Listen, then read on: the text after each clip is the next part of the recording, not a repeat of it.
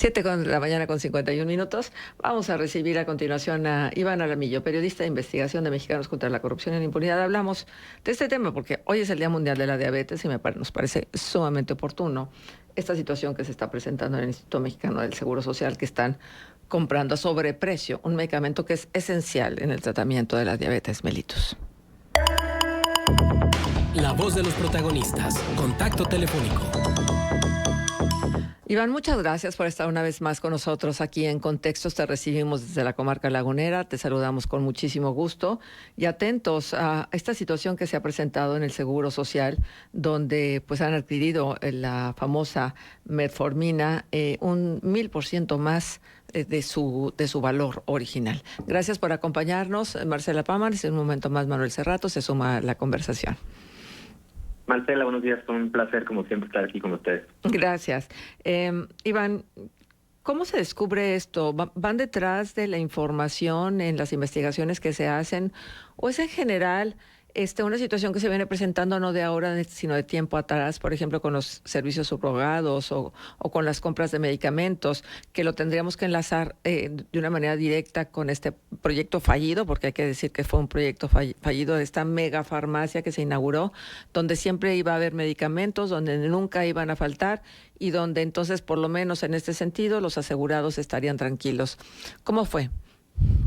Mira, la forma en la que llegamos a esta investigación fue bastante peculiar, diría yo, porque todo comienza el 6 de diciembre, la madrugada del 6 de diciembre del año pasado, cuando en las calles de la colonia Roma, en la calle de Durango, a unos metros de las oficinas del IMSS, asesinaron a un vendedor de dulces. A un costado de su cuerpo, sus homicidas dejaron una cartulina en la que amenazaban a 3 directivos del IMSS y los acusaban por estar coludidos o presuntamente coludidos con 15 empresas que también fueron señaladas en la cartulina.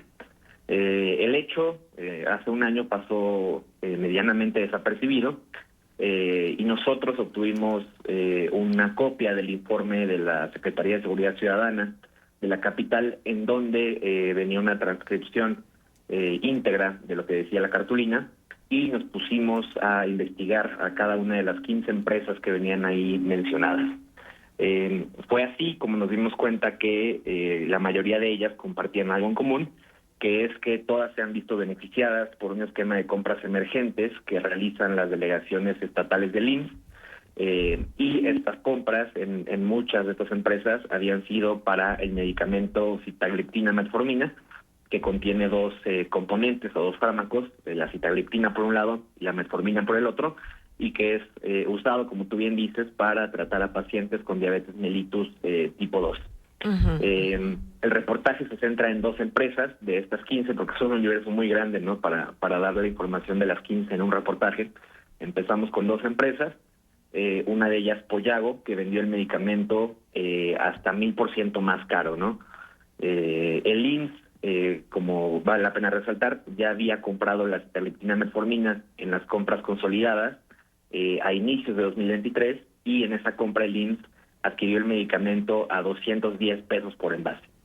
Y esta empresa Poyago, que venía señalada en la cartulina, que se dejó a un costado del cuerpo de vendedor de dulces, la vendió hasta en 2,300 pesos por envase, ¿no? Es decir, 10 veces más cara como el propio IMSS la había comprado un año antes, ¿no?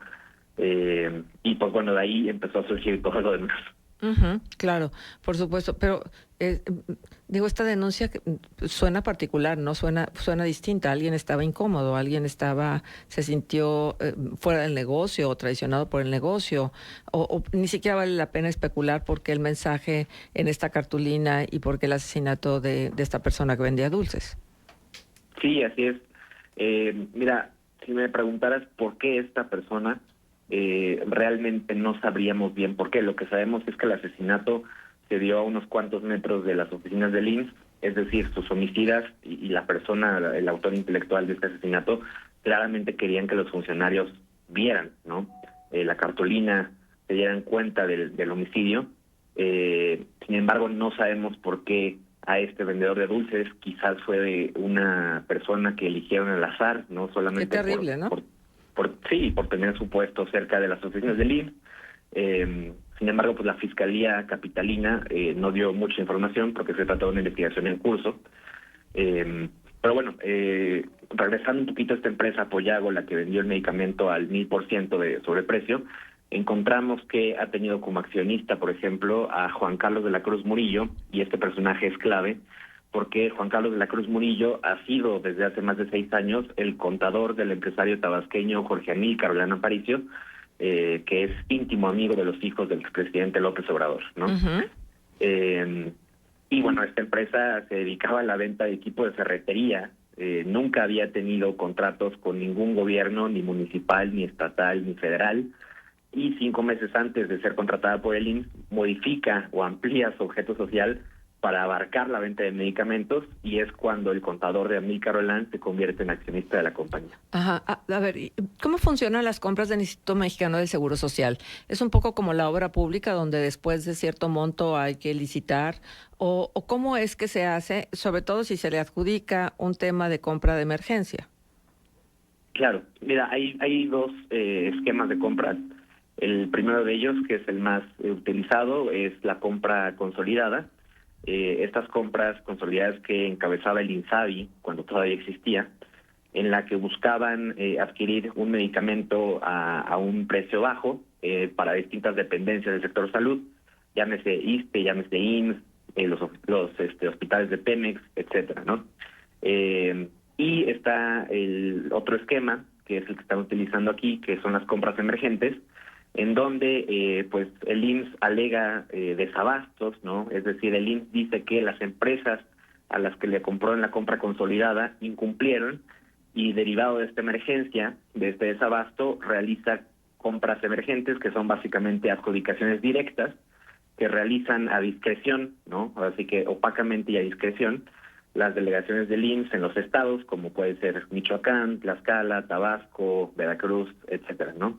Y es este segundo esquema de compras emergentes el que están usando para contratar a estas compañías, pues hechizas, ¿no? Claro. Ajá. Ahora, ¿quién es dentro de la estructura operativa del Seguro Social, quién es el que autoriza las compras de medicamentos? Mira, ahí en el reportaje señalamos precisamente el organigrama, ¿no? La estructura del IMSS, que es la encargada de garantizar el abasto de medicamentos, y la cabeza, el funcionario que sería la cabeza de esto, es un funcionario que de hecho corrieron del IMSS ya hace 2 semanas precisamente, que se llamaba Eduardo Tomás Ulloa, que es un chapaneco que trabajó con Manuel Velasco, en el gobierno de Manuel Velasco, y que posteriormente pasó a formar parte del equipo de Zoe Robledo, que también es chapaneco, ¿no? Él sería la cabeza, y por abajito de él está la coordinación de control de abasto, en donde están 3 funcionarios que son precisamente los 3 funcionarios que amenazaron en la cartulina, ¿no?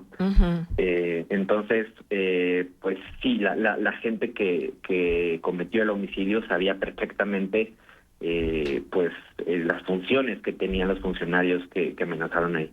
Ajá, y la responsabilidad entonces, ¿verdad?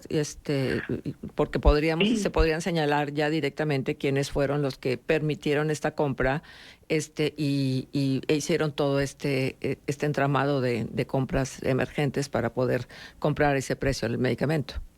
Exactamente. Estos 3 funcionarios a nivel central que trabajan aquí en la Ciudad de México son los que palomean y dan el visto bueno para liberar los recursos a las delegaciones, y las delegaciones que únicamente ejecutan, por así decirlo, la compra.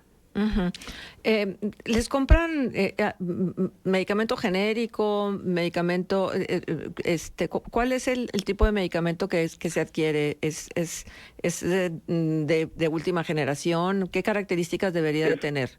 Es muy importante esta pregunta que haces, porque descubrimos que, por ejemplo, esta empresa, Poyago, vendió a sobreprecio de 1000% un medicamento, la metformina, que es genérico. Es decir, están vendiendo a sobreprecio un medicamento genérico, ¿no? Que es un medicamento de patente, que es lo más grave, y este medicamento viene de la India, fabricado por una farmacéutica muy grande de la India que se llama Eterolabs. Y pues se importa a México, y empresas como Poyago pues únicamente fungen como comercializadoras, ¿no? Porque por supuesto, ellas no son fabricantes, únicamente comercializan el medicamento y lo comercializan a sobreprecio, ¿no? Entonces esto es lo más grave, que es un genérico el que se está vendiendo a sobreprecio. Sí, porque fíjate que por acá yo me di a la tarea como de buscarlo en función de los medicamentos genéricos. Bueno, es que también hay de diferentes miligramos, ¿no? Por ejemplo, el de 500 miligramos con 30 tabletas pudiera costar 51.15 la caja, ¿no? O el de 750 podría costar 93 pesos. Pero luego ya te vas a los medicamentos de laboratorio, es decir, ya de marca, y entonces, bueno, ahí sí se dispara de una manera importante entre el genérico y estos otros medicamentos, porque una caja igual que de las que mencionaba hace un momento, que pudieran costar 51 pesos, ya cuando ya trae la firma del laboratorio, pues te puede costar hasta 500 pesos. Claro, sí, claro, por supuesto. Sí, aquí lo delicado es esto, ¿no? Como tú bien mencionas, quizás se entendería un precio más elevado si fuera un medicamento de última generación, de patente, Ujú. pero esto es un genérico, ¿no? Es un Exacto. genérico en donde el registro sanitario incluso lo tiene esta farmacéutica de la India, que tiene el registro sanitario aquí en México, y esta empresa pues lo adquiere, ¿no?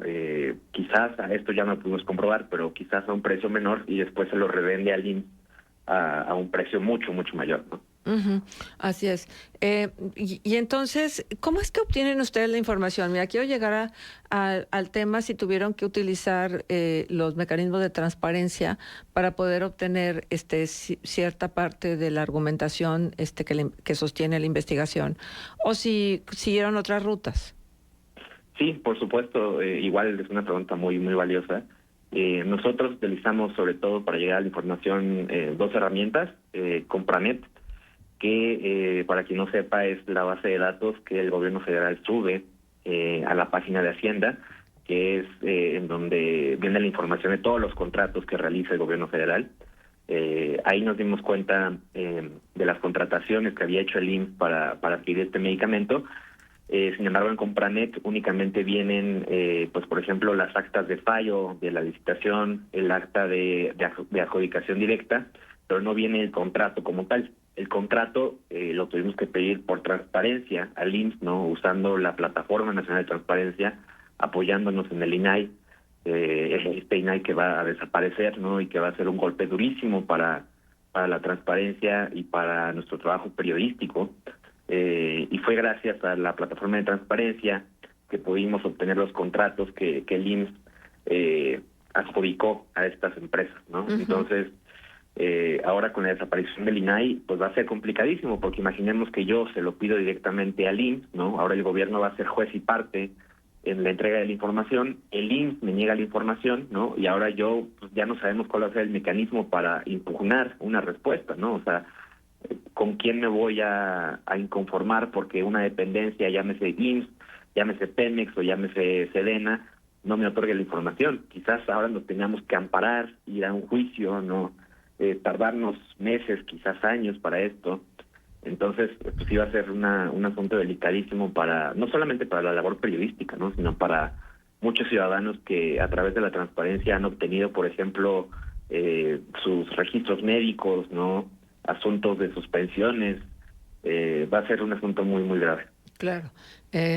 ¿Han recibido algún tipo de respuesta a quienes han involucrado? Es decir, ¿se han inconformado porque sus nombres figuren en la investigación?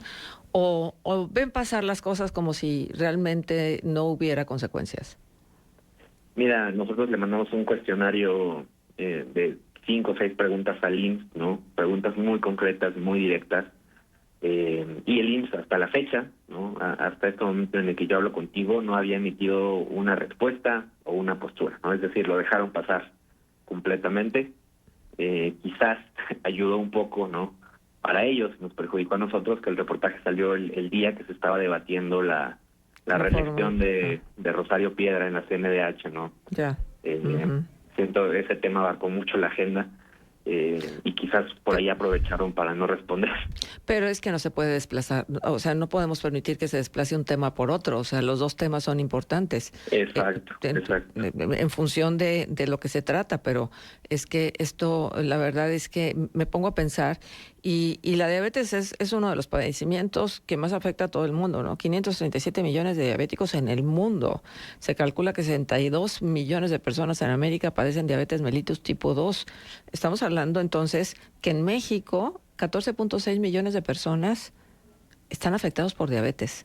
Entonces, la presencia de este medicamento, que además es el medicamento que por desgracia luego la gente lo anda buscando para otros fines, un medicamento que se habla mucho que interviene el antienvejecimiento, etcétera, ¿no? Digo, no quiero desviar la conversación hacia el tema de las propiedades del medicamento, pero lo que sí quiero hacer énfasis es en la cantidad de diabéticos y en la cantidad de medicamentos que se necesita y en la batalla de muchos de estos pacientes en México para poder conseguir el medicamento y luego comprándolo a sobreprecio, pues peor tantito. Sí, completamente. Es un asunto gravísimo, ¿no? El presidente López Obrador, cuando llegó, recordemos que de las primeras cosas que hizo fue desmantelar todo el esquema que había de compra y distribución de medicamentos, alegando que había corrupción, que había un monopolio de 4 o 5 empresas que vendían todos los medicamentos. Y pues lo que generó al final fue esto, ¿no? Fue fragmentar las compras de medicamentos y ahora lo que tenemos son empresas de reciente creación, ¿no? Empresas vinculadas a personajes como el amigo de los hijos del expresidente, ¿no? Que venden medicamentos genéricos a sobreprecios, ¿no? Entonces, oye, pero este señor tiene un ámbito de competencia comercial muy grande, ¿no? O sea, sí, hace de todo. Sí, ha obtenido contratos en Pemex, vende medicamentos al INSABI, vende medicamentos al IMSS, vende el balasto, la piedra que va por debajo de las vías en el Tren Maya. O sea, es decir, de la noche a la mañana pasó de ser un vendedor de azulejos en Villahermosa, Tabasco, a convertirse en un contratista multimillonario del gobierno federal, ¿no? Versátil sí es, pero bueno. Bastante, por decirlo menos. Vamos a ver qué es lo que ocurre, pero digo, si está tan presionado el sistema de salud, tan estresado por 1001 razones, por el olvido, por la desatención de muchas décadas atrás, pero también porque no ha habido el crecimiento necesario acorde al número de población que se atiende. Y con estas cosas, pues la verdad es que sí es un insulto, porque esto provoca muertes, vamos a decirlo con todas sus líneas. El que el medicamento no esté o que el medicamento se compre caro y que se dejen de hacer otras cosas por la compra de ese medicamento, pues la verdad es que sí significa riesgos de vida para mucha gente. Sí, así es, y es una lástima, ¿no? Porque pues nuestro sistema de salud siempre ha sido de los más abandonados, ¿no? Y ahora, pues como tú dices, este sobreprecio que se pagó por este medicamento se pudo haber utilizado para comprar más medicamentos, para comprar más equipo médico, para, pues no sé, llevarlo a hospitales de regiones pues, pobres, ¿no? Como Chiapas, claro, como Oaxaca, etcétera. Hacer verdaderas campañas de prevención, porque ahí está el presente y el futuro de la medicina. Iván, pues muchísimas gracias por estar con nosotros. Invitamos al público a que lea con detalle esta investigación de Mexicanos contra Corrupción y la Impunidad en su página, y que el tema está pues muy sensible. Por favor, invita al público, Iván. Sí, claro, la investigación completa, con todos los documentos, los contratos, las pruebas, la pueden encontrar en nuestro sitio web, contralacorrupción.mx, y también en nuestro Twitter publicamos un hilo para quien no pueda quizás leer toda la investigación. Ahí viene el resumen. Nuestro Twitter es @MXUDScorrupción. Te agradecemos muchísimo, Iván. Un abrazo hasta la Ciudad de México. Hasta Gracias, la siguiente. Hasta luego. Son las 8 de la mañana con